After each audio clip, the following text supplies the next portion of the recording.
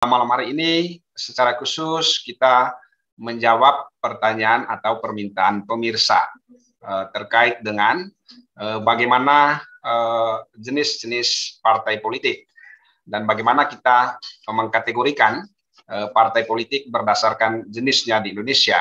Nah, ada berbagai cara untuk membedah partai politik berdasarkan jenisnya, tetapi yang paling disinggung pada malam hari ini itu adalah membedah partai politik berdasarkan ideologi dan kepentingannya. Ya. Jadi dasarnya itu adalah ideologi dan kepentingan. Yang lain-lain nanti mungkin akan menyusul ya, karena ada banyak cara untuk memilah-milah ya, atau mengkarakterisasi ya partai politik berdasarkan jenisnya ya. Nah, jika dipilah berdasarkan ideologi dan kepentingannya, partai politik itu bisa dibagi ke dalam 5 tipe ya, atau 5 jenis. Jenis yang pertama itu adalah partai proto, jenis yang kedua itu adalah partai kader, jenis yang ketiga adalah partai massa, jenis yang keempat adalah partai diktatorial, dan jenis yang kelima itu adalah partai catch all. Ya, catch all itu artinya menangkap semua ya. Nah, kita mulai dari partai proto. Partai proto ini merupakan tipe awal dari kehadiran atau kemunculan partai politik ya, khususnya di Eropa Barat ya. Jadi muncul di Eropa sekitar abad pertengahan ya, sampai dengan akhir abad ke-19 ya. Nah, ciri yang menonjol dari partai proto itu adalah partai ini cenderung membedakan kelompok orang di dalam partai ya, atau dengan orang yang bukan anggota partai ya.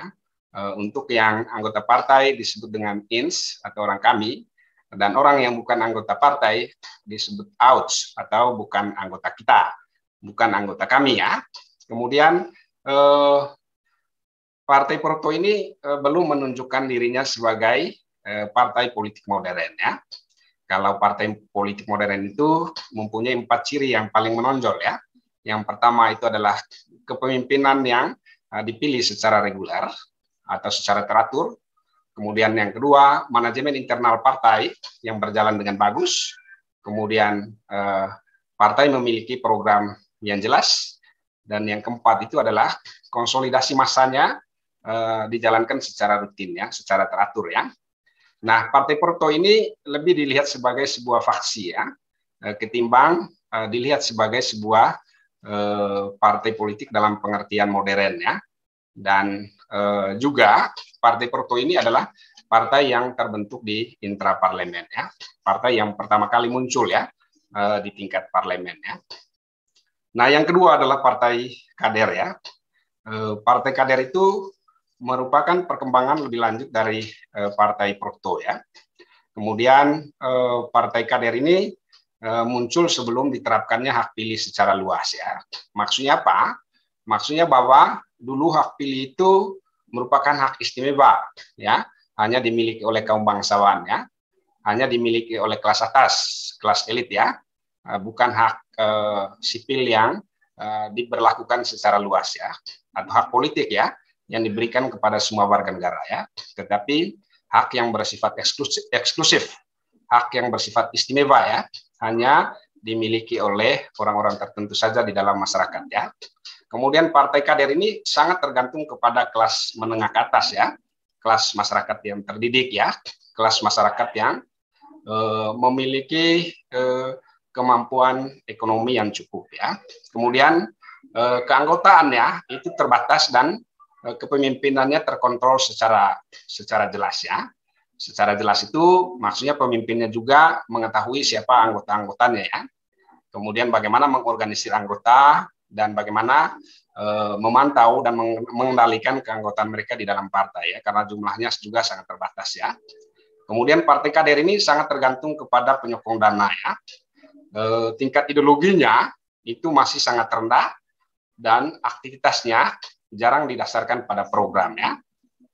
Juga partai kader ini tidak memiliki organisasi yang cukup kuat ya.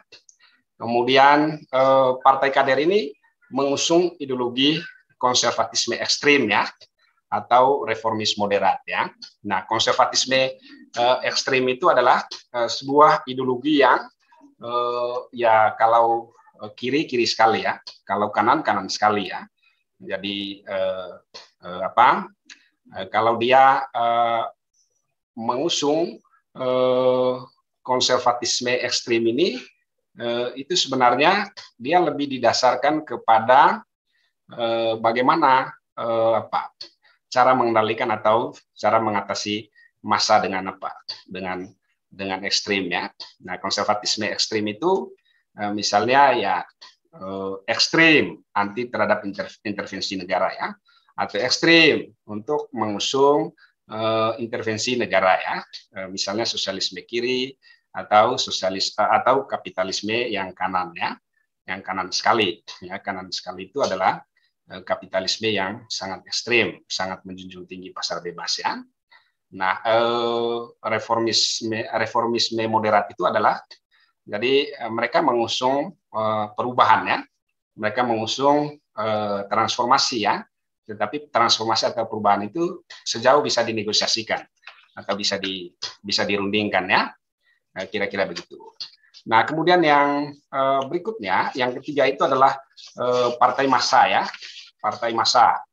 Nah, partai massa ini merupakan kelanjutan dari partai kader ya, kelanjutan dari partai kader, kemudian muncul sebagai dampak penerapan perluasan hak pilih ya.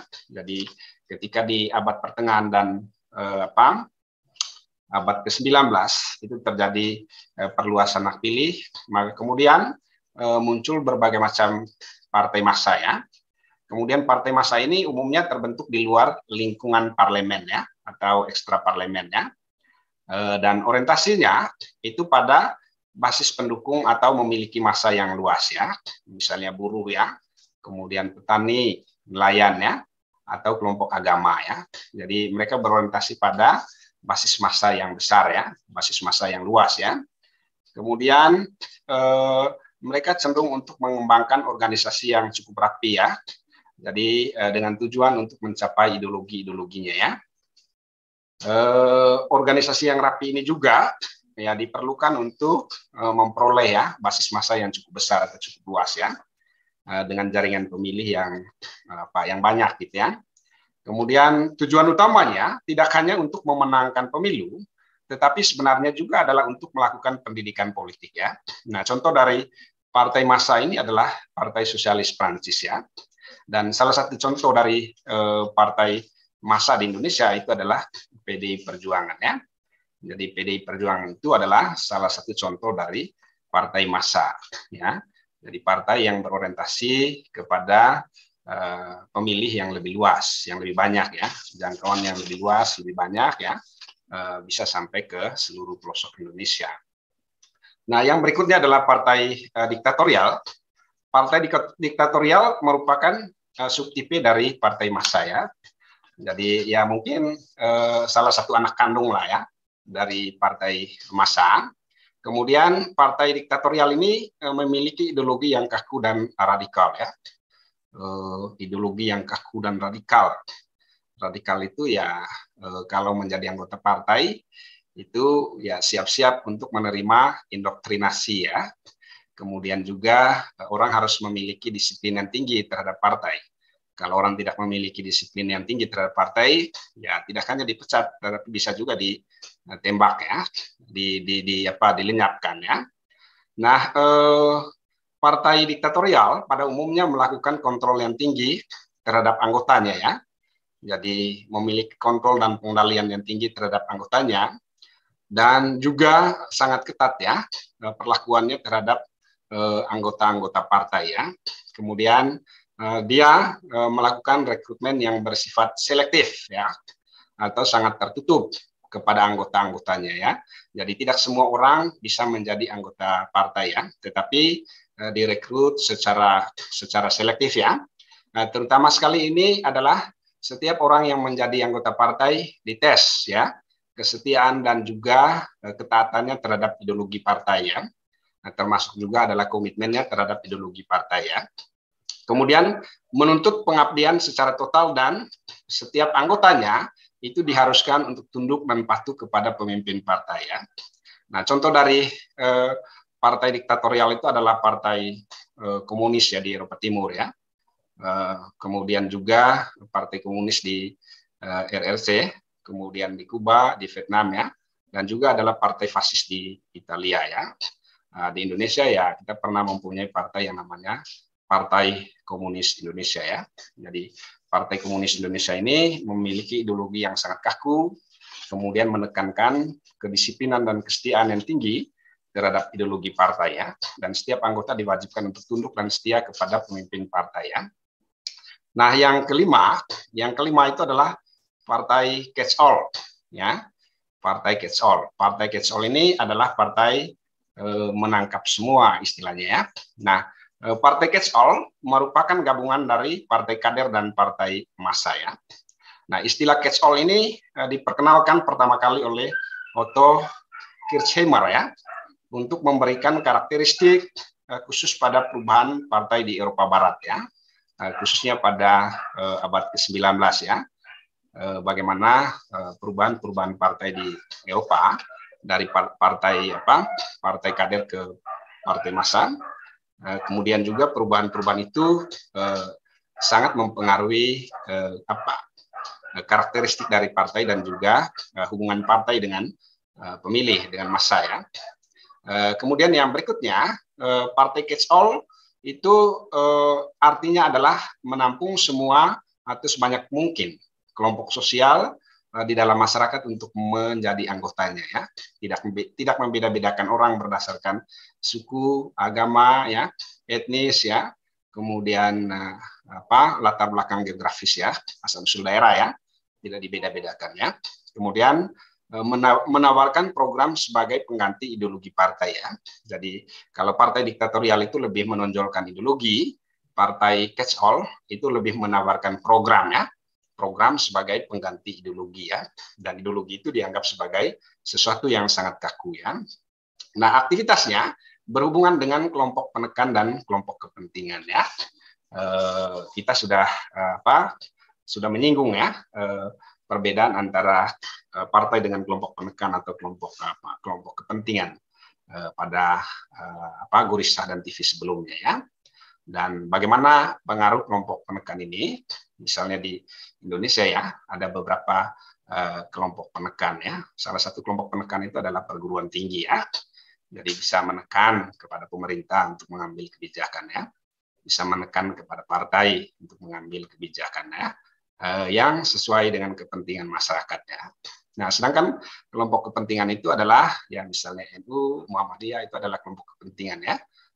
Mereka atau bisa saja partai lahir dari kelompok-kelompok kepentingan ini ya. Nah, misalnya PKB itu adalah lahir dari NU ya. Konon PAN juga adalah lahir dari Muhammadiyah ya. Begitu ya. Jadi partai catch all itu bisa jadi adalah representasi dari kelompok penekan dan juga kelompok kepentingan ya. Tetapi tidak berarti bahwa kelompok penekan dan kelompok kepentingan ini menjadi sebuah partai politik ya. Nah, demikianlah pemirsa Gurissa dan TV di Indonesia. Semoga dengan materi tentang jenis-jenis partai berdasarkan ideologi dan kepentingannya ini, Anda menjadi semakin paham ya, dan juga barangkali bisa mengklasifikasikan partai politik di Indonesia ya. Jadi mungkin saya tadi belum menyebutkan bahwa salah satu contoh dari partai catch all itu adalah Golkar ya. Jadi Golkar itu adalah salah satu contoh dari partai yang menampung semua ya, tidak membedakan agama, tidak membedakan suku ya, tidak membedakan ras ya. Walaupun mungkin ya dalam transformasi partai politik di Indonesia, hampir semua partai itu sudah mengarah kepada partai catch all ya. Jadi karakteristik ideologinya itu cenderung hilang ya, karena partai yang yang memiliki karakteristik ideologi yang kuat itu cenderung membeda-bedakan ya pemilih. Sementara salah satu target dari partai politik modern di Indonesia itu adalah untuk memenangkan pemilu, memperoleh suara banyak di dalam pemilu ya, memperoleh kursi yang paling banyak di parlemen ya. Nah, kalau targetnya adalah memenangkan pemilu, memperoleh kursi yang banyak di parlemen, kemudian juga adalah bagaimana mengatur dan mengurus kebijakan, maka kemudian yang terjadi itu adalah mereka akan mengesampingkan ya karakteristik ideologinya, karena itu cenderung membatasi ya pemilih ya. Mereka lebih banyak mengarah kepada program ya. Jadi partai catch all juga adalah partai yang sebenarnya lebih meninggalkan ideologinya ya, lebih mengarah kepada program ya ketimbang ideologi, karena ideologi ini dianggap sebagai pembatas ya, yang menghalang-halangi pemilih untuk memilih salah satu partai di dalam pemilu ya, sehingga peluang sebuah partai untuk menjadi pemenang di dalam pemilu, terutama dalam masyarakat majemuk seperti Indonesia, itu menjadi sangat kecil ya, sehingga partai yang menang di dalam pemilu di Indonesia itu adalah partai catch all, partai yang dengan kata lain tadi itu adalah partai yang bisa menampung semua agama, menampung semua etnik, menampung semua golongannya. Sehingga di sini ya walaupun tadi kita mengkategorikan PDIP sebagai partai massa, PDIP itu juga sebenarnya adalah partai catch all ya. Dan karakteristik ideologinya ya, terutama ideologi wong cilik itu sudah banyak bergeser ya. Karena itu tadi ya, jadi mengusung ideologi itu cenderung untuk membatasi pemilih di dalam pemilu ya, sehingga orientasi kepada program itu membuat partai itu lebih banyak mendapatkan simpati pemilih ya, mendapatkan perhatian dari berbagai macam kelompok sosial ya, tidak membeda-bedakan antara yang satu dengan yang lain. Nah, demikianlah pemirsa Gorissa dan TV di seluruh Indonesia. Semoga materi yang saya sampaikan pada malam hari ini bisa membuat Anda semakin kritis, semakin